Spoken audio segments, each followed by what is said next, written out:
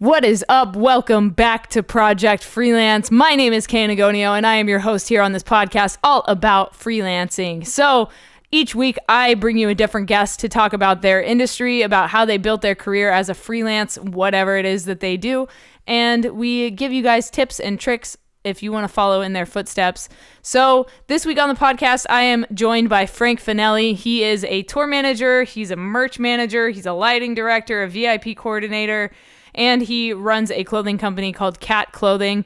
Absolutely amazing guy. I love this dude, and we've been friends for years, and I have been waiting to get him on this podcast, so I'm super excited to have him on this week. But before we jump into this episode, I need to let you know I have a book out. It's called No Tracers, an Urban Explorer's Diary, and it is full of photos and stories from abandoned buildings all over the place, mostly in America, a few in Canada, and one in Portugal. I hope you guys check out the book, pick up a copy, go to justtheletterk.com/notracers, or just head down to the description. There's a link in the description.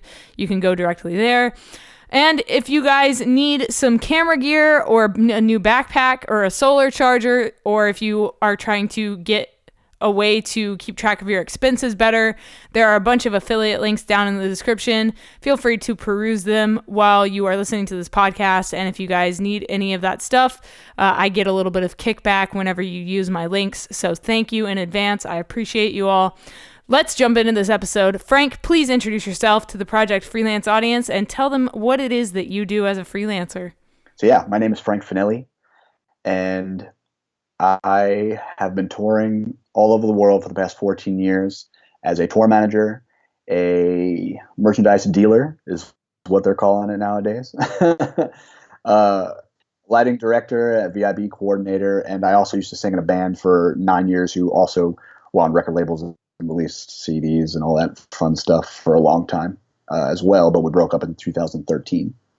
So how did you get into touring in the first place? Where did you get your start? And can you just talk me through what it was like to go from being a regular teenager to somebody that's on the road for 8-9 months out of the year?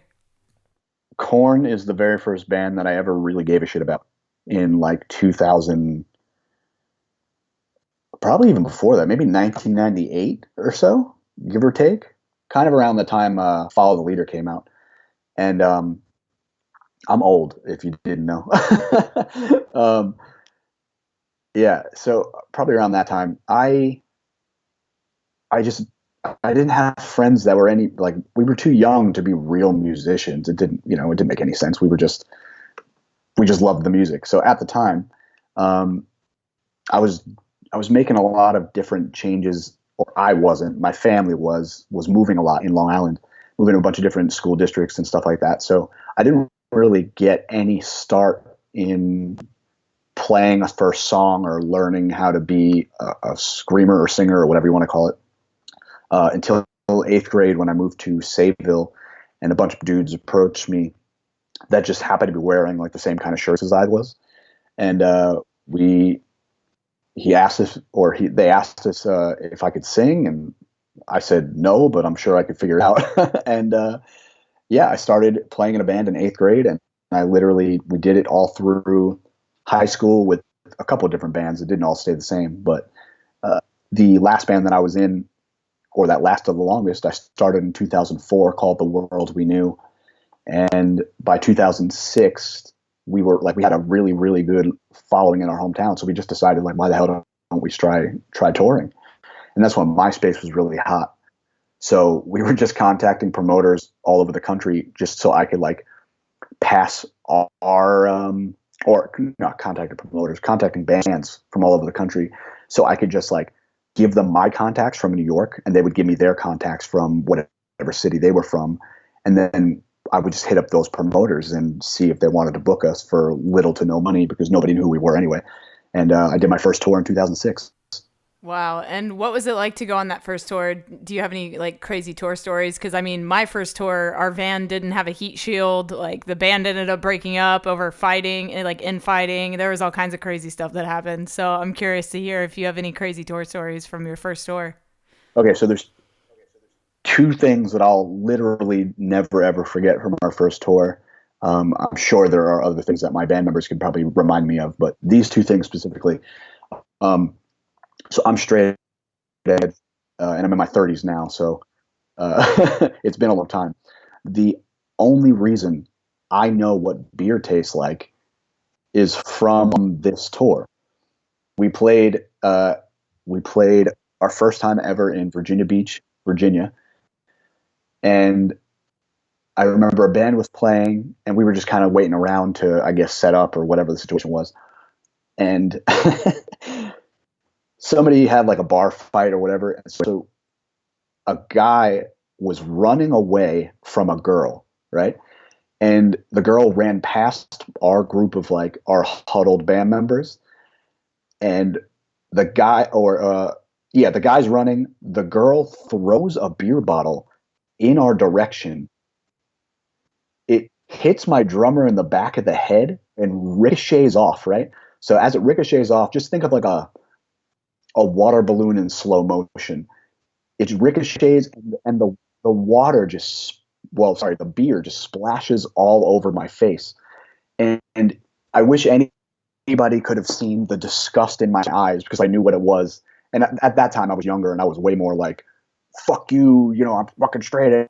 Like, I'm not like that anymore. I'm fucking grown up.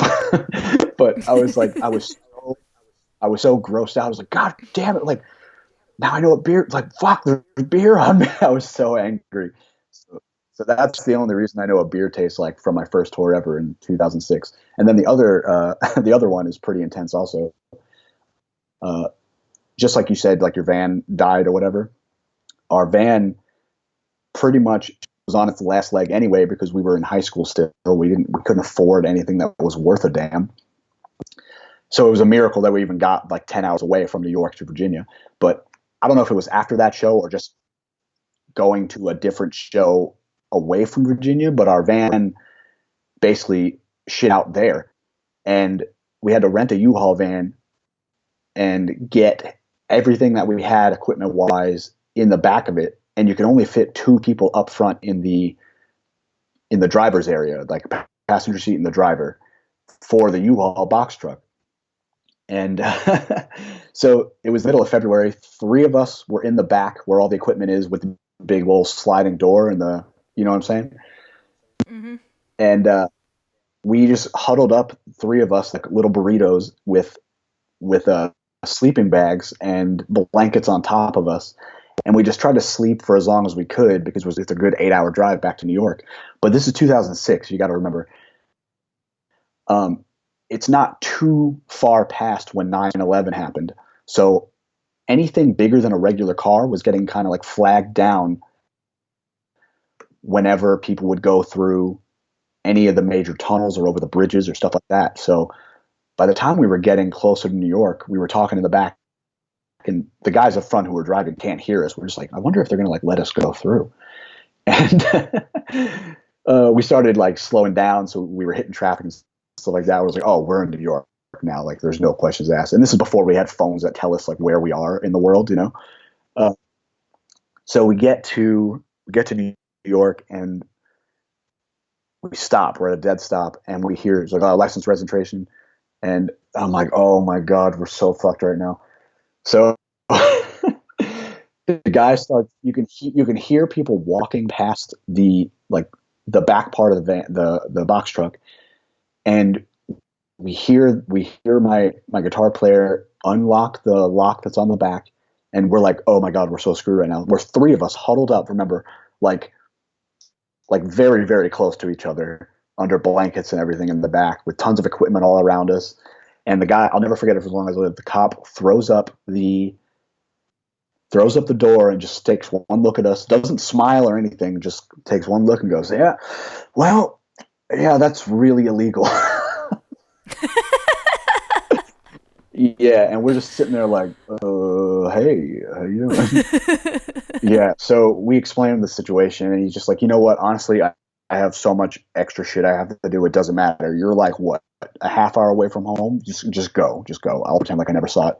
And that was the end of my very first tour in 2006. Wow, that's incredible. I love hearing tour stories, man. It's like I could do a whole podcast with just people sharing their tour stories. It's so much fun to listen to that stuff. And like, it's crazy what we do like on tour, like the things that we, get away with or don't get away with. You know what I mean? Like, there's just a lot of craziness that happens. Can you talk about going from being in a van to a U-Haul and then moving up to your first bus tour? Yeah, actually, that's another pretty funny situation. I was in a band. I was in that band called The World We Knew for 9 years. And we really did it. We did it all over the damn place. We released a bunch of records on different labels. We had different management teams, different booking agents, all that crap. When that was slowing down, I was really, really, really broke, as most people are when they're in bands that are, of a level that didn't. There's a million bands that just didn't get to where they needed to be. So we paid our bills for a little while, but when you get to your mid shit, man, I'm pretty over having to eat ramen every day. So I started just tour managing my friends' bands that were touring more than we were because we were slowing down because we kind of saw the writing on the wall. So before we broke up, I just started doing that. And one day, a friend of mine, a booking agent friend of mine, calls me up and just says, "Hey, man, I need a tour manager for something." I was like, "Yeah, no, I'm down. Just give me a time frame." He told me the time frame. I was like, "Well, okay. Well, I just announced our last tour, so I don't know. Like, when does it start again?" And it started literally the day after our very last show, which was, oh God, March 10th, 2013. And it started the day after. I was like, "Oh man, that's a stretch. I might be able to. That, I guess, why not? We're already done. I might as well do it." And he goes, "All right, cool." I was like, "Well, who is it?" He goes, "Well, that's the fun part." I was like, "I don't know what you mean." He goes, "It's Bam Margera of Jackass. He started." What? Yeah, he started a band. And I was like, "What?" Exactly your reaction. I was just like, "So wait 1 second." He's like, "You want me to do it?" I was like, I haven't done high profile celebrities or stuff like that. Like, that doesn't make sense. What do you want me to do?" He goes, "Because I trust you, and this is the first time I'm booking for him, so I trust you to at least handle the job. You've toured forever. What's the problem?" And I was like, "Well, I guess you're right." I was like, "I don't party or anything." And he's like, "Oh yeah, no, that's why I want you." I was like, "Oh well, all right, that makes sense. Let's do it." So literally, I did the last show. It was, I don't know what day it was, other than just the date. I don't know what day of the week it was, but I remember I did the last show. I cried my fucking eyes out. I had a great time. Everybody I've ever loved was in the room. And then literally the next morning, I get on a disgustingly early flight with no sleep to go to Montreal and start this tour with Bam Margera. And that was also my very first bus tour. So I literally walked into the bus, never ever touring on a bus before, and being like, wow, all it took was just this band breaking up. And then I go into making the most money I've ever made, and then also straight onto a bus the day after we break up. I was like, what are the fucking chances? Wow, man, that's absolutely insane. And like, good for you for taking that leap, like I'm sure you were kind of hesitant at first to do it just because it was so soon after, the last show. But I mean, how has your life changed overall with after that point? That tour was psycho. That tour was absolute. We did that for 2.5 years, which is crazy. But that was, yeah, pure insanity. And everybody's cool. Like, well, for the most part, Bam is super cool. His family are super cool. Most of the crew is super cool. Everything was great. But like, it was psycho shit like that kind of prepared me for whatever the hell was going to be thrown at me after that.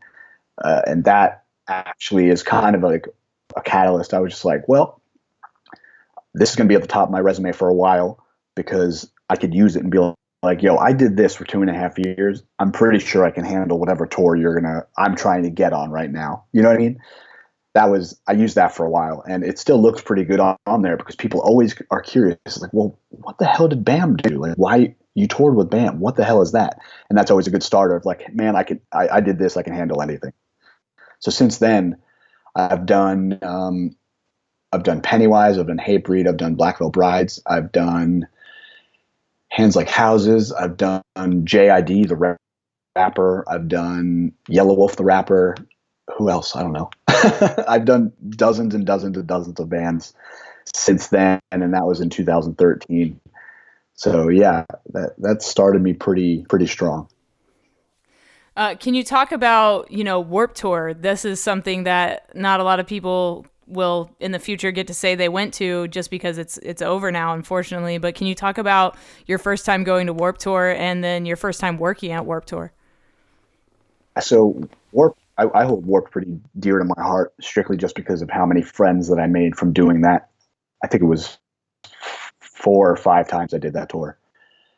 I was pretty overwhelmed right away because I walked in not knowing how to do it. Obviously, nobody knows how to do Warped, like when they get the job the first time. But I didn't know how to do it, and I was also working for a band where I didn't know anybody in the band. It was a band called For All Those Sleeping, and that was still pretty early on in my tour managing career. I think that might have only been a couple months after I got the first BAM gig. So I don't know if I walked into ever tour managing a group of people besides BAM that I didn't know. So I knew there was a bunch of people on the tour that I was friends with, different band members or different crew members that I've met over the years. But it was very challenging because you have to figure out the landscape every day, and you have to figure out how the hell you're going to survive the heat and all that fun stuff. But my main takeaway from doing Warped as many times as I did is that clubs are way easier. So I enjoy a challenge, and the challenge was always Warped. That was one thing. And number two is that everybody's kind of there for the same reason, and you should allow yourself to enjoy that, because we're all there to do one common goal, and it's just a happy place to be if you let it be a happy place to be. Mm-hmm. Yeah. And I mean, for me, Warped Tour was huge, and Kevin Lyman gave me my first opportunity to photograph Warped Tour. And that was one of my first shows when I moved back to America and started photography. So I also hold Warped Tour very dear to my heart, and I have so much appreciation for that tour. So it's cool. It's cool to hear your story and that you did it for multiple years. I only got to work on Warped Tour for 1 year in 2017. And, I wish I could have done it again. I wish that I could have gone out again for alternative press and done it for a second year. I think the content would have been way better, just because, like you said, like when you first walk into Warped Tour, you have no idea what you're doing, and you're just trying to figure it out as you go while you're trying to survive. It's absolutely terrifying. It's so terrifying, and there's so many ups and downs. It's like riding a roller coaster every day. Absolutely. I lost my temper more times than I can remember. And then I always just told myself at the end of the day, I was like, well, I didn't die, so we're all right. Yeah, exactly. So you do a lot of different things. You tour manage, you are a merchandise dealer, you've learned lighting, VIP coordination.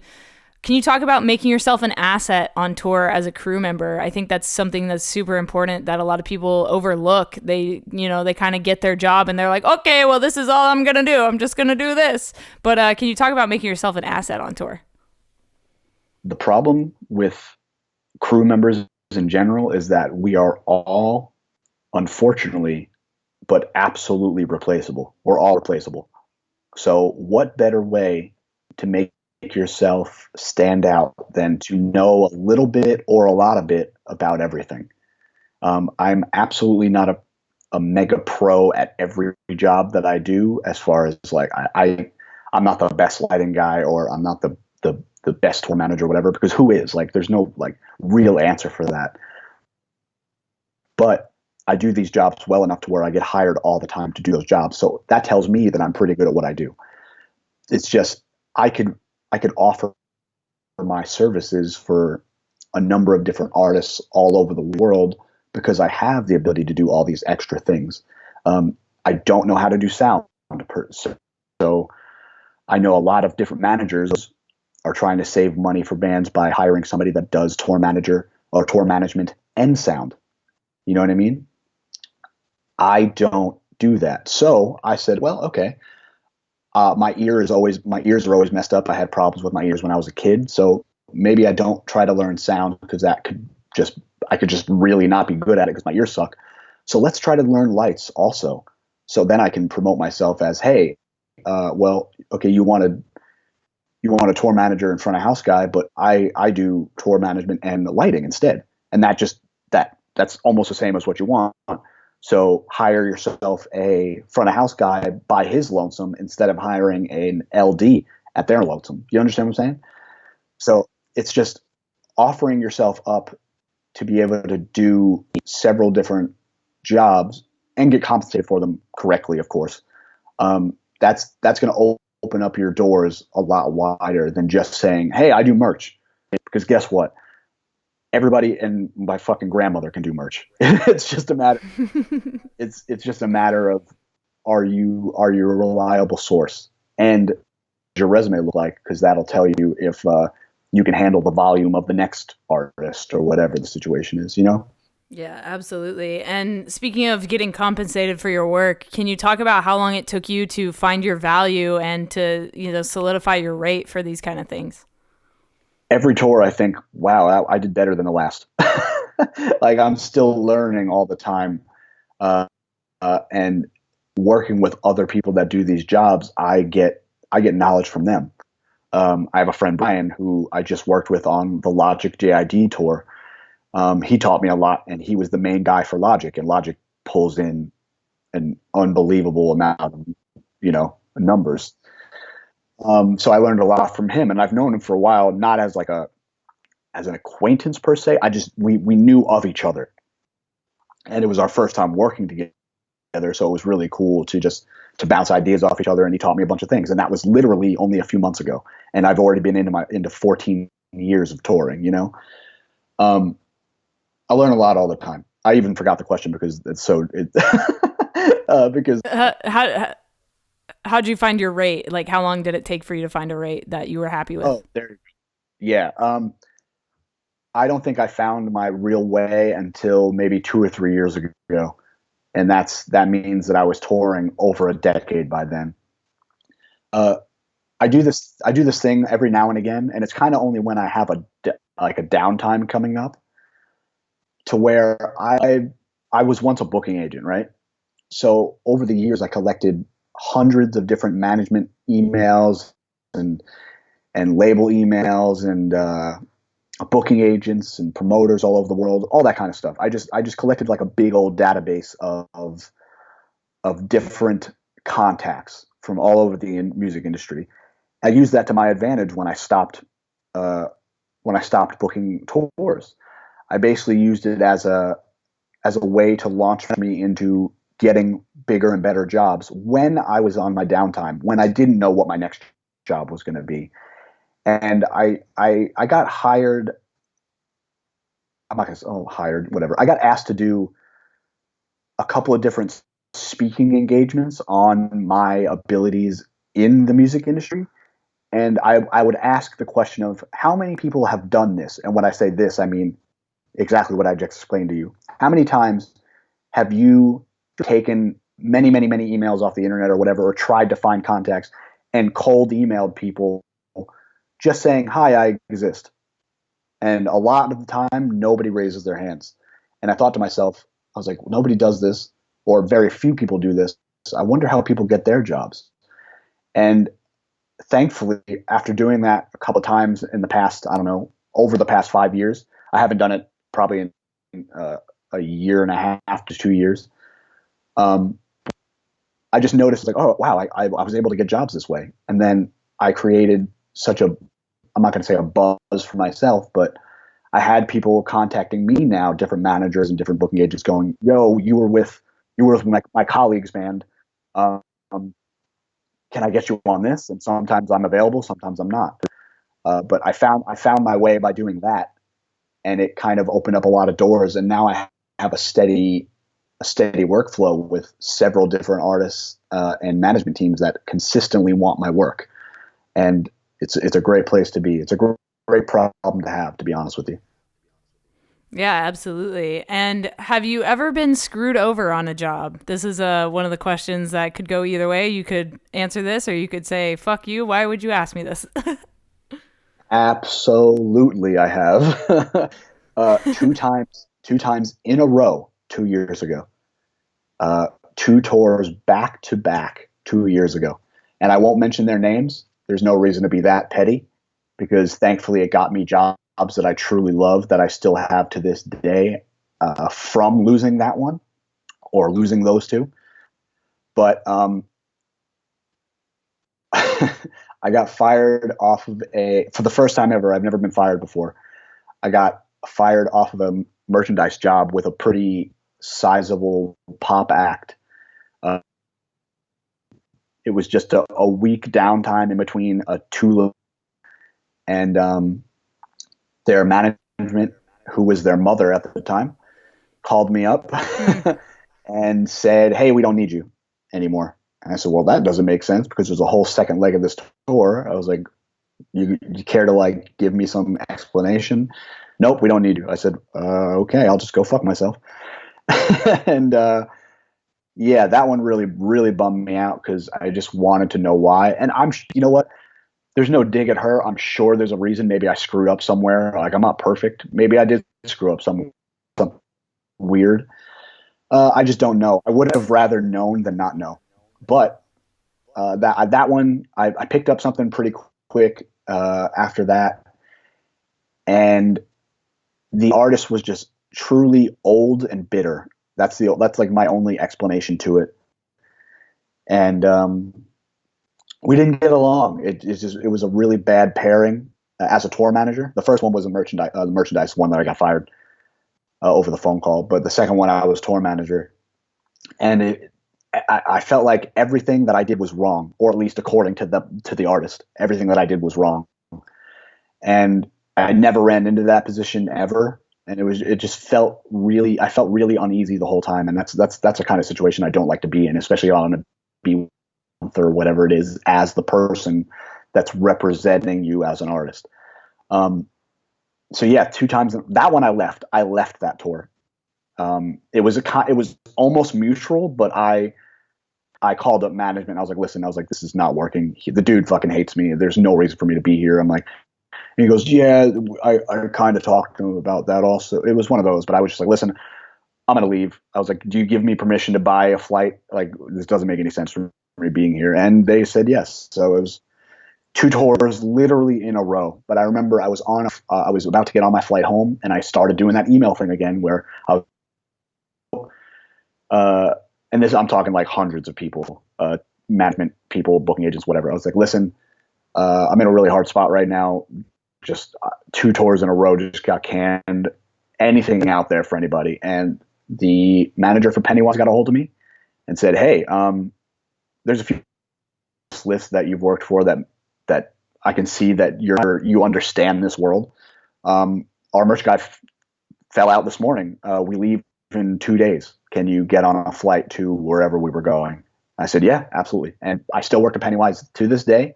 I was talking to them this morning about the fundraiser that I put on, and they're great guys. I love them, and just those kind of problems ran into something great. So I'm happy with it. Hell yeah. And just one more time, since we talked about it in the coronavirus episode, can you talk about the fundraiser that you've created so that people can hear a little bit more about that and where they can get involved? Absolutely. I started a GoFundMe the other day after kind of just being miserable that all of our tours got canceled. Just to help the crew members of the world who no longer have jobs because there's no tours going on basically on the planet right this second. I'm in a position where I thankfully have a savings because I work my ass off, but I know a lot of people who don't. So it was a better situation than just complaining about things sucking right now. And I could put something together with my good friend Tatiana, and we can help some people out. So I made a bunch of T-shirts with my ridiculous face on them in a fucking ski mask, selling black market goods on the T-shirt, such as toilet paper, hand sanitizer for prices that are astronomical compared to what they're actually cost. And they're pretty funny. And for every $20 you donate, we'll send you a T-shirt. And if you just want to donate to help other people that need the help, that's totally fine too. And so far, we've raised over $16,000 just in the past 48 hours or 72 2 hours. So far so good. It's only day 3 or day 2, whatever. And I'm just hoping to get some more eyes on it so we can really, really help some people out. Yeah, so if you guys are out there listening and you want to help out touring crew members, definitely check out that GoFundMe. I'll put a link in the description for you guys so you can get there easily. And then my last question for you is, what is something you know now that you wish you knew when you started? As a musician, I wish I realized that all the bands that I obsessed over, mostly in the small scene that I was in, like the small hardcore and metal scene when I was a kid, I wish I realized that they weren't all huge. I thought if they were on tour, they were huge and they were rich. And I think it's absolutely hilarious that the media portrays successful artists, and most of them are like rappers and big rock bands and whatnot all over the radio and the internet and like the TV. They're mostly very big artists. That's completely obvious. But like the small concerts that I went to when I was a young teenager, I just thought that they were on tour and they were biggest bands ever, and they were making the most money and whatever. That's what I thought. So if I could tell my let's say 15-year-old self, I was like, yo, listen, this shit is going to suck for a long time when you start this band, but please, go for it, because even if the band doesn't work out, you're still going to have a real cool career afterwards. Excuse me.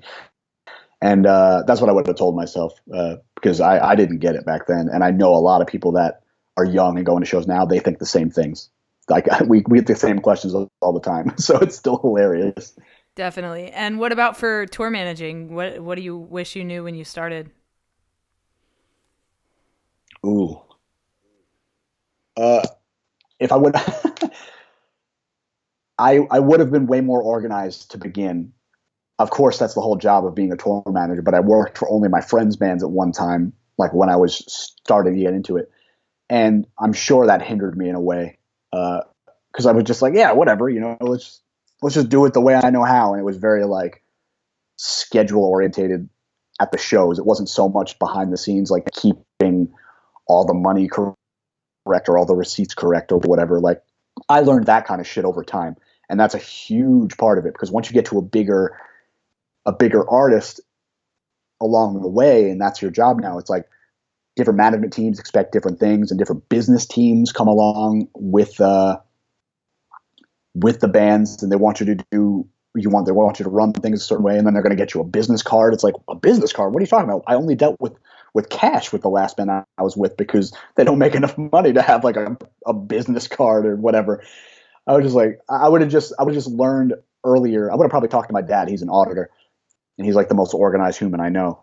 I would have just been like, what the hell do you do to stay mega organized? And then that one took me a little while to like accept that this is absolutely a business. It's not just to have a good time. Because when I was in my early 20s, I was just like, all right, we'll make a little bit of money here and there, and that'll be cool, and I'll figure something out later on. And thankfully, it took me a little while to figure out, but I did get to the bottom of it. Awesome, man. And if people want to hire you or pick your brain some more, where can they find you online? My Instagram is FrankTWWK, and my Twitter is FGFANELLI, which is FG Fanelli, which is my full name essentially. No way in hell should you be messaging me to hire me per se. That's for emails, and I'll give out a different email. You can hit me up at franktwwk@gmail.com. That is not my tour manager email, so don't get any ideas there, but I will respond to it and CC you into my actual business email if you want to hire me. If you don't want to hire me, you just want to talk, then definitely hit up one of my socials. That makes way more sense. Absolutely. Hey, thank you so much for taking the time to come on Project Freelance and share your insight with people. I think that, up and coming crew members will get a lot out of this episode. So I definitely appreciate you. And it was good chatting with you, man. Kay, you've always been super kind to me, and I appreciate your friendship. Thank you so much for contacting me about this. Absolutely. All right, man. I'll talk to you soon. Let's talk. Be well. All right, that was my podcast with Frank Fanelli. Thank you so much, Frank, for coming on the podcast. If you guys enjoyed this episode, do me a huge favor and go donate to his GoFundMe to help other touring crew members. It would help out a lot of people. So yes, thank you for doing that. A link will be down in the description. If you guys liked this episode, if you got any information out of it, please do me a huge favor and leave a rating and some feedback. And if you leave feedback, I will actually send you a signed photo print of one of my photos that I've taken either in an abandoned building, which is what I do when I'm not freelancing. I explore abandoned places. So I'll send you a signed photo print from an abandoned place that you can hang up on your wall, in your school, in your office, in your locker, or wherever you put your artwork that you collect. Also, if you guys are new to the podcast, hit that subscribe button and come back next Monday for another episode of Project Freelance. Once again, my name is Kay Anagonio. I am your host here on this podcast. I will talk to you next week. Stay strong, keep enduring, go out and go create something.